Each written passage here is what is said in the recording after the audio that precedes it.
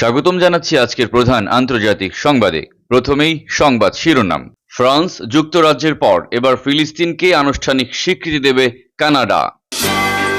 এক টুকরো খাবারের জন্য প্রাণ গেছে প্রায় ১৫০০ ফিলিস্তিনির। এবং ফিলিস্তিনকে স্বীকৃতির কথা ভাবছে পর্তুগাল। শুনছিলেন সংবাদ শিরোনাম, এবার বিস্তারিত।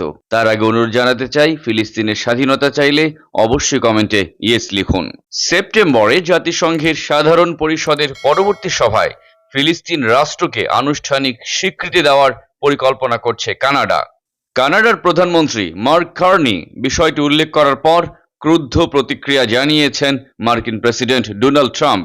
পাশাপাশি ইসরায়েলও এতে ক্ষোভ প্রকাশ করেছে। ২০২৫ সালের সেপ্টেম্বরে জাতিসংঘের সাধারণ পরিষদের ৮০তম অধিবেশনে ফিলিস্তিন রাষ্ট্রকে আনুষ্ঠানিক স্বীকৃতি দিতে চায় কানাডা।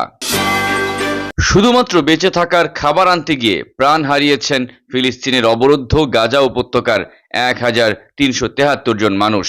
এই তথ্য জানিয়েছে জাতিসংঘের ফিলিস্তিন বিষয়ক মানবাধিকার অফিস।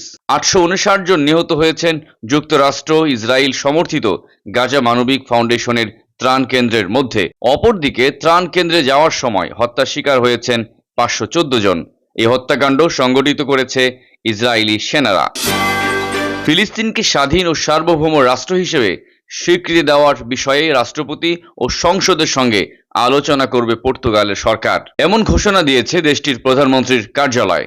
ঘোষণায় বলা হয়, ফিলিস্তিনকে স্বীকৃতি দেওয়ার প্রক্রিয়া বিবেচনায় রয়েছে এবং এই প্রক্রিয়ার চূড়ান্ত সিদ্ধান্ত নেওয়া হতে পারে সেপ্টেম্বরে নিউ ইয়র্কে অনুষ্ঠিতব্য জাতিসংঘ সাধারণ পরিষদের ৮০তম অধিবেশনের সময়। ইতিমধ্যেই ফ্রান্স, যুক্তরাজ্য ও কানাডা এই বছরের শেষ নাগাদ ফিলিস্তিনকে স্বীকৃতি দেওয়ার প্রতিশ্রুতি দিয়েছে।